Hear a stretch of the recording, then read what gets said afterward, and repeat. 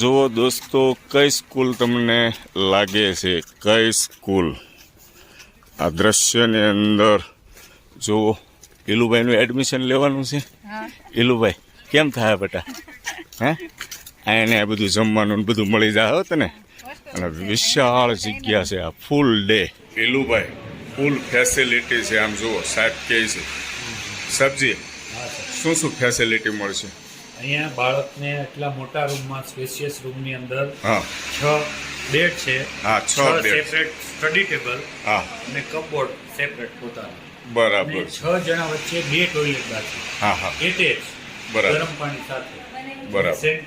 AC room, હા હા, AC room આવશે. એસી રૂમ આવશે. બરાબર છે. ખૂબ સારી ઇલુજો ફેસિલિટી છે. 5 ટાઈમ જમવાનું ફૂડ મેનુ છે. 5 કેટલા ટાઈમ? 5 ટાઈમ. 5 ટાઈમ. 5 ટાઈમ. સવારે, બપોરે, પછી અને 6 વાગે, 6 વાગે, 4 વાગે, 4 વાગે, 7 વાગે જમવાનું. બરાબર છે. એટલે ખાવા પીવાની કોઈ ચિંતા નથી હિલુભાઈ.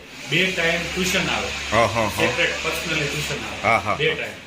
પછી સાંજે 2 કલાક સ્પોર્ટ એકેડમી સ્કૂલની અંદર આવે એ અલગ, તો સ્પેશિયલ સ્પોર્ટ ટ્રેનિંગ એને આપવામાં આવે 2 કલાક. બરાબર છે. ખૂબ સરસ, thank you very much sir.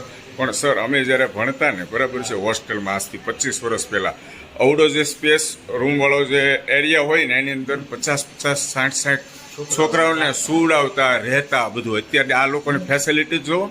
હું પોતે હોસ્ટેલમાં ભણેલો. એવું છે? એ જ રીતે સાદી બેડને રોલ કરીને રોલ કરી લે. ઓકે ઓકે, કરીને લાઈનમાં જેમ ડોર મેટ્રી. બરાબર, ખૂબ સરસ. Okay, thank you sir. તમારો પ્રશ્ન તો સરને પૂછો બિંદાસ. છોકરાઓને કપડા જાતે ધોવાના હોય છે? નહીં. અત્યારના છોકરાઓ જાતે ધોય એવું લાગે છે તમને? અહીંયા રૂમની અંદર જ લોન્ડ્રી બેગ હોય, એના ડે પ્રમાણે નક્કી કરેલું હોય કે કયા વારે કયું કપડું વોશ કરવા દેવાનું. ચાદર, ટોવેલ બધું જ એને લોન્ડ્રીમાં નાખી દેવાનું. અને સ્કૂલેથી આવે એટલે અહીંયા મેલ ઉપર આવી. ઓકે, હોસ્ટેલનો અંદરનો સ્પેસ એરિયા છે દોસ્તો. તમે આ દ્રશ્યની અંદર જોઈ શકો છો.